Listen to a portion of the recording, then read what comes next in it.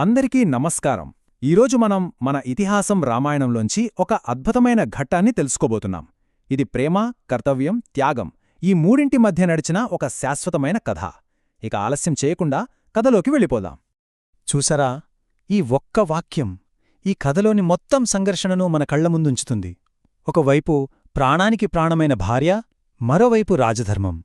ఈ రెండింటి మధ్య ఒక గొప్ప రాజుపడిన వేదన ఎలాంటిదో మనమిప్పుడు చూడబోతున్నాం. మన కథ మొదలయ్యేది అయోధ్యలో. రాముడి పరిపాలనలో ఆ రాజ్యం స్వర్గంలా విలిసిల్లుతోంది. ప్రజలందరూ సుఖసంతోషాలతో ఉన్నారు.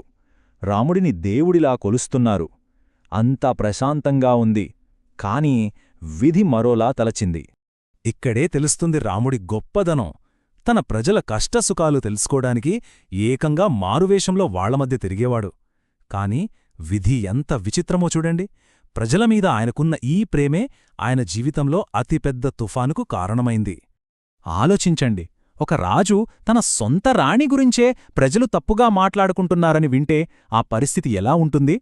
ఇది ఆయన్ని ఒక అగ్ని పరీక్షలో నిలబెట్టింది.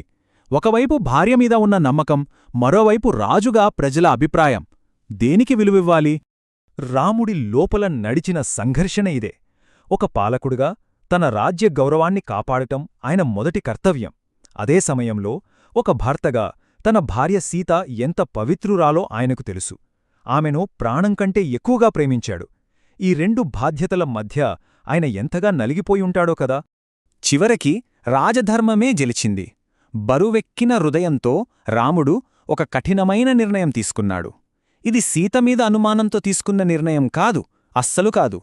కేవలం తన రాజ్యశాంతి కోసం, తన ప్రజల కోసం తన సంతోషాన్ని త్యాగం చేశాడు. నాయకత్వం అంటే కిరీటం పెట్టుకోవడం కాదు, కష్టమైన బాధ్యతలను మోయడం. ఇతరుల బాగుకోసం కొన్నిసార్లు మనకు ఎంతో ఇష్టమైన దాన్ని కూడా వదులుకోవాల్సొస్తుంది.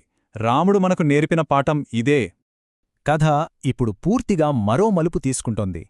రాజభోగాల్లో పెరిగిన అయోధ్య మహారాణి ఇప్పుడు అడవిలో ఒక సాధారణ స్త్రీ. కాని ఇక్కడే ఆమెలోనే అసలైన ధైర్యం, స్థైర్యం ప్రపంచానికి తెలిసాయి. ఆ కష్టకాలంలోనే ఒక కొత్త ఆశ చిగురించింది. సీత ఇద్దరు కవలలకు జన్మనిచ్చింది. వారే లవకుశులు. వాళ్లే ఈ కథకొక కొత్త భవిష్యత్తునివ్వబోతున్నారు. ఆ పిల్లలకు తెలియదు తాము రాజకుమారులమని. తల్లి ప్రేమ, వాల్మీకి మహర్షి జ్ఞానం నీడలో, ప్రకృతి ఒడిలో పెరిగారు. వాళ్లు వయసును మించిన బలం, తెలివితేటలతో పెరిగి పెద్దవాళ్లయ్యారు. వాళ్లు నేర్చుకున్న విద్య రాజభవనాల్లో దొరికేది కాదు. సంగీతం, శాస్త్రాలు, అన్నింటికన్నా ముఖ్యంగా వాళ్లకు తెలియకుండానే తమ తండ్రి రాముడి వీరగాథలనే రోజూ వింటూ పెరిగారు. ఇది విధి వాళ్లకోసం వేసిన ఒక అద్భుతమైన ప్రణాళికనమాట. కాలం గడిచిపోయింది.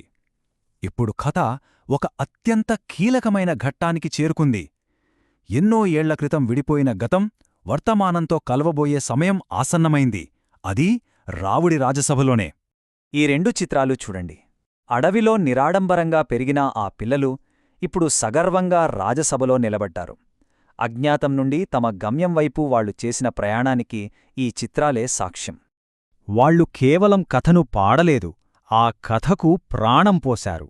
వాళ్ల గాత్రంలో పలికిన రామాయణం అక్కడున్న ప్రతి ఒక్కరి హృదయాన్ని కదిలించింది.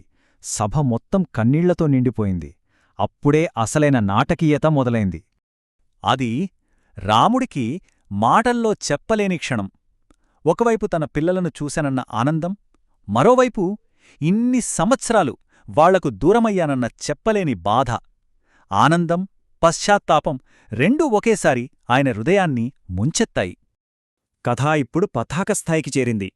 అందరూ ఎంతో ఆసక్తిగా ఎదురుచూస్తున్న సమయం. రాముడు సీతను తిరిగి అయోధ్యకు ఆహ్వానించాడు. కాని సీత తన గౌరవాన్ని, తన సత్యాన్ని తానే నిరూపించుకోవాలని నిర్ణయించుకుంది. రాముడు తన కుటుంబాన్ని మళ్లీ ఒక్కటిగా చూడాలని ఆశపడ్డాడు. అందుకే సీతను తిరిగి రాజసభకు ఆహ్వానించాడు. ఇప్పుడు నిర్ణయం తీసుకోవాల్సింది సీత. ఇది చాలా కీలకమైన ప్రశ్న. ఈసారి ఆమె తన పవిత్రతను నిరూపించుకోవాల్సింది ప్రజల కోసం కాదు, తన ఆత్మగౌరవం కోసం. తన సత్యం తరతరాలకు గుర్తుండిపోయేలా ఎలా నిలబెట్టగలదు? ఆమె ఎవరినీ వేడుకోలేదు, ఎవరి దయకోసం చూడలేదు. ఎంతో ఆత్మవిశ్వాసంతో, నిశ్చలమైన స్వరంతో తన తల్లి అయిన భూదేవిని సాక్షిగా పిలిచింది. ఆ క్షణం ఒక అద్భుతం జరిగింది. భూమి రెండుగా చీలి తన బిడ్డను తన ఒడిలోకి తీసుకుంది. ఆమె సత్యానికి, ఆమె పవిత్రతకు ప్రకృతి ఇచ్చిన గౌరవమది. సీత కథకు ఇది ఒక శక్తివంతమైన, హృదయ విదారకమైన ముగింపు. ఇంతటితో సీత ప్రయాణం ముగిసింది. మరి రాముడి జీవితం ఎలా సాగింది? వారి కథ ఎలాంటి వారసత్వాన్ని మనకు మిగిల్చిందో ఇప్పుడు చూద్దాం. రాజుగా రాముడు తన విధులను ఎప్పుడూ మరవలేదు. ఎంతో న్యాయంగా పరిపాలించాడు. తన కుమారులను గొప్ప రాజులుగా తీర్చిదిద్దాడు. కాని సీతలేని లోటు ఆయన హృదయంలో ఎప్పటికీ తీరని గాయంగానే మిగిలిపోయింది. చివరికి తన అవతారం చాలించాల్సిన సమయం వచ్చిందని గ్రహించి ఆయన ఎంతో ప్రశాంతంగా తన సోదరులతో కలిసి పవిత్ర సరయూ నదిలోకి నడిచివెళ్ళి తన దైవిక రూపంలో లీనమైపోయాడు. మనం ఈ కథ నుండి నేర్చుకోవలసింది ఇదే. గొప్పతనం అనేది మనం చేసే పనుల్లోనే కాదు, మనల్ని గుర్తుపెట్టుకునే హృదయాల్లో కూడా బ్రతుకే ఉంటుంది. రాముడి కర్తవ్య నిరతి, సీత త్యాగం, ఈ కథను మనం గుర్తుంచుకున్నంతకాలం వాళ్లు మన మధ్య జీవించే ఉంటారు.